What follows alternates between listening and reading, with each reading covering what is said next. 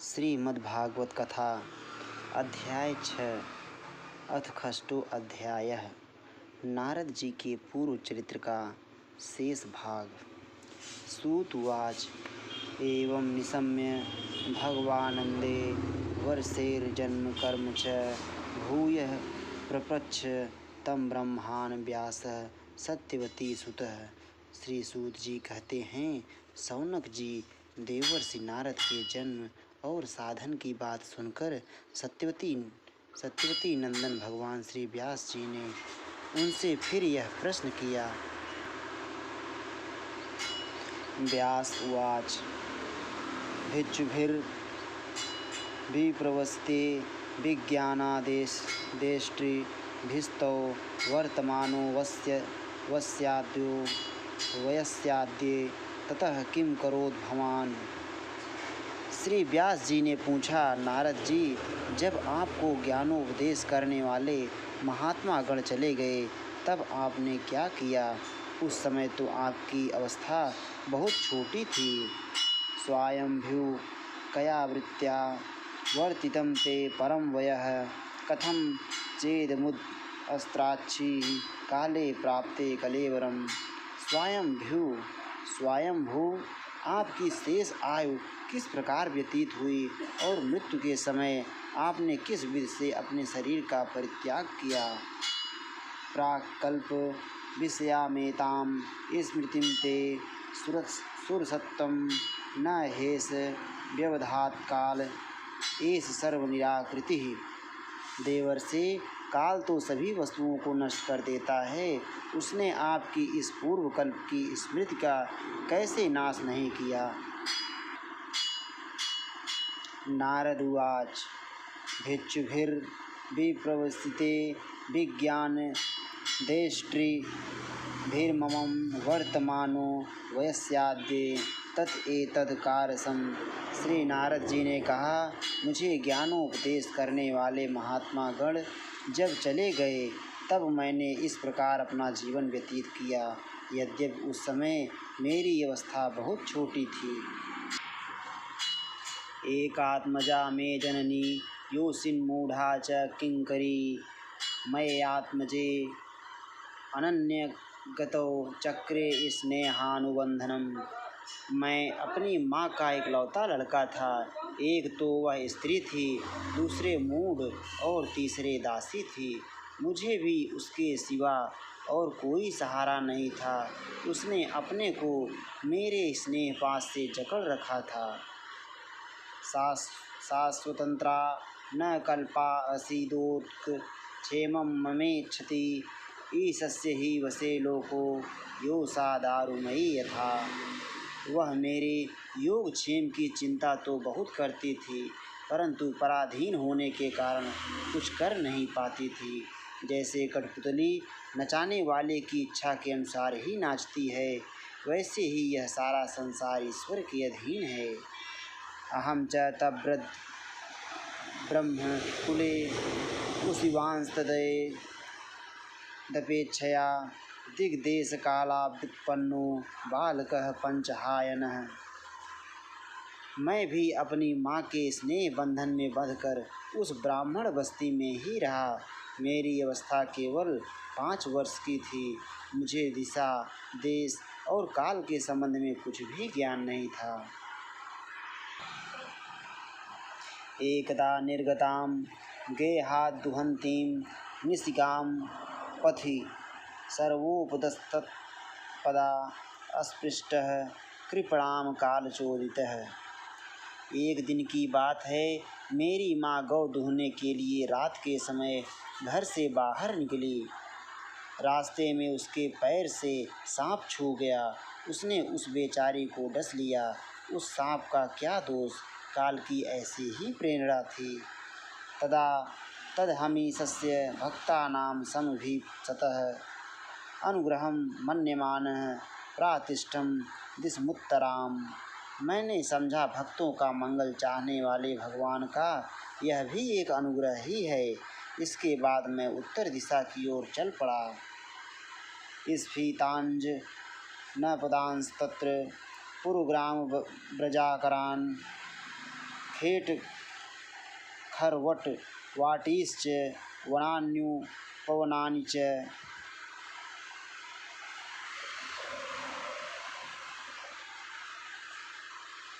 चित्रधातु विचित्राद्रि निभभग्न भुजद्रुमान् जलाशयाञ्छि वजलान्निलिनीः सुरसेविताः चित्रस्वनैः पत्ररथैर्बिभ्रमद् भ्रमरश्रियः नलवेणुसरस्तम्बुकुश कीचकगह्वरम् एक एवातियातो अहं द्राक्षं विपिनं महत् घोरं प्रतिभयाकारं व्यालोलूक शिवाजिरम्। उस ओर मार्ग में मुझे अनेकों धन धान्य से संपन्न देश, नगर, गांव, अहीरों की चलती फिरती बस्तियां, खाने, खेड़े, नदी और पर्वतों के तटवर्ती पड़ाव, वाटिकाएं, वन, उपवन और रंग बिरंगी धातुओं से युक्त विचित्र पर्वत दिखाई पड़े। कहीं कहीं जंगली वृक्ष थे जिनकी बड़ी बड़ी शाखाएं हाथियों ने तोड़ डाली थी। शीतल जल से भरे हुए जलाशय थे जिनमें देवताओं के काम में आने वाले कमल थे। उन पर पक्षी तरह तरह की बोली बोल रहे थे और भंवरे मंडरा रहे थे। यह सब देखता हुआ मैं आगे बढ़ा। मैं अकेला ही था। इतना लंबा मार्ग तय करने पर मैंने एक घोर गहन जंगल देखा। उसमें नरकट, बांस, सेंठा, कुश, कीचक आदि खड़े थे। उसकी लंबाई चौड़ाई भी बहुत थी और वह सांप, उल्लू, सियार आदि भयंकर जीवों का घर हो रहा था। देखने में बड़ा भयावना लगता था। परिश्रान्तेन्द्रियात्माहं तत्परीतो बुभुक्षितः अस्नात्वा पीत्वा हृदये नद्या उपस्पृष्टो गतश्रमः। चलते चलते मेरा शरीर और इंद्रियां शिथिल हो गई। मुझे बड़े जोर की प्यास लगी। भूखा तो था ही, वहाँ एक नदी मिली। उसके कुंड में मैंने स्नान, जलपान और आचमन किया। इससे मेरी थकावट मिट गई। तस्मिन्निर्मनुजे अरण्ये पिप्पलोपस्थ आस्थितः आत्मानमात्मस्थं यथाश्रुतम् अचिन्तयम्। उस विजन वन में एक पीपल के नीचे आसन लगाकर मैं बैठ गया। उन महात्माओं से जैसा मैंने सुना था, हृदय में रहने वाले परमात्मा के उसी स्वरूप का मैं मन ही मन ध्यान करने लगा। ध्यायतश्च चरणाम्भोजं भावनिर्जित चेतसा औत्कण्ठया शुक्लाक्षस्य हृदयासीन में शनैर्हरिः।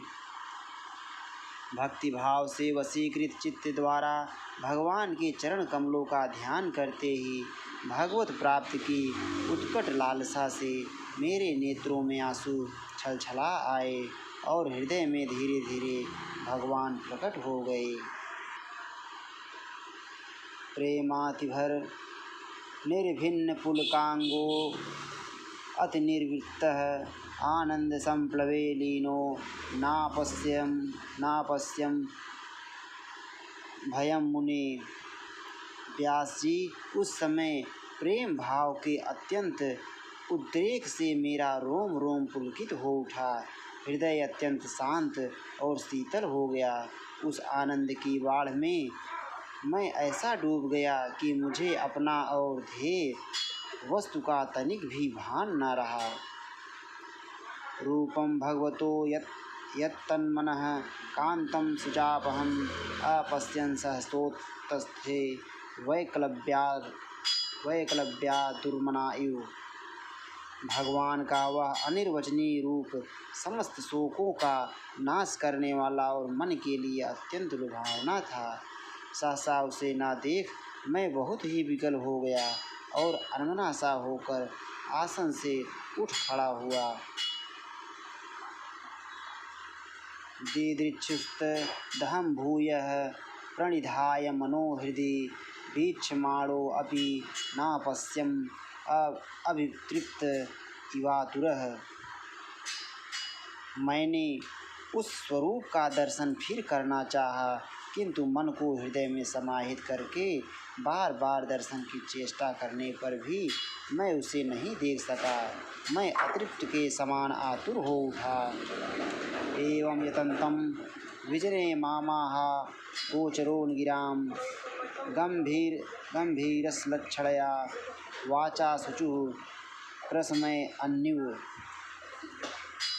इस प्रकार निर्जन वन में मुझे प्रयत्न करते देख स्वयं भगवान ने, जो वाणी के विषय नहीं है, बड़ी गंभीर और मधुर वाणी से मेरे शोक को शांत करते हुए से कहा, हंता अस्मिन् जन्मनि भवान् मां द्रष्टुं अर्हति अविपक्व कषायाणां दुर्दशो अहम कुयोगिनाम। खेद है कि इस जन्म में तुम मेरा दर्शन नहीं कर सकोगे। जिनकी वासनाएं पूर्णतया शांत नहीं हो गई हैं, उन अधकचरे योगियों को मेरा दर्शन अत्यंत दुर्लभ है। सकृद यद दर्शितं रूप में तत्कामाय ते अनघ मत्कामः शनकैः साधु सर्वान् मुंचति हृच्छयान्। निष्पाप बालक, तुम्हारे हृदय में मुझे प्राप्त करने की लालसा जागृत करने के लिए ही मैंने एक बार तुम्हें अपनी रूप की झलक दिखाई है। मुझे प्राप्त करने की आकांक्षा से युक्त साधक धीरे धीरे हृदय की संपूर्ण वासनाओं का भली भांति त्याग कर देता है। सत्सेवया दीर्घया ते जाता मयि दृढ़ा मतिः हित्वावदमिमं लोकं गंता मज्जन तामसी। अल्पकालीन संत सेवा से ही तुम्हारी चित्तवृत्ति मुझ में स्थिर हो गई है। अब तुम इस प्राकृत मलिन शरीर को छोड़कर मेरे पार्षद हो जाओगी। मतिर्मयि निबद्धेयं न विपद्येत कहिर्चित् प्रजासर्ग निरोधे अपि स्मृतिश्च मदनु अग्रहात्। मुझे प्राप्त करने का तुम्हारा यह दृढ़ निश्चय कभी किसी प्रकार नहीं टूटेगा। समस्त सृष्टि का प्रलय हो जाने पर भी मेरी कृपा से तुम्हें मेरी स्मृति बनी रहेगी। एतावदुक्तोपराम तन्महद् भूतं नभो लिंगम अलिंगमीश्वरम अहम च तस्मै महतां महीयसे शीर्षणावनामं विदधे अनुकंपितः। आकाश के समान अव्यक्त सर्वशक्तिमान महान परमात्मा इतना कहकर चुप हो रहे। इतनी उनकी इस कृपा का अनुभव करके मैंने उन श्रेष्ठों से भी श्रेष्ठतर भगवान को, आकाश के समान अव्यक्त सर्वशक्तिमान महान परमात्मा इतना कहकर चुप हो रहे। उनकी इस कृपा का अनुभव करके मैंने उन श्रेष्ठों से भी श्रेष्ठतर भगवान को सिर झुकाकर प्रणाम किया।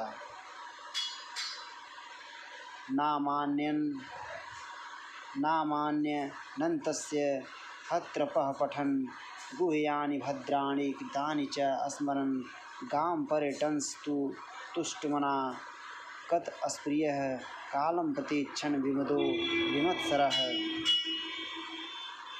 तभी से मैं लज्जा संकोच छोड़कर भगवान के अत्यंत रहस्यमय और मंगलमय मधुर नामों और लीलाओं का कीर्तन और स्मरण करने लगा।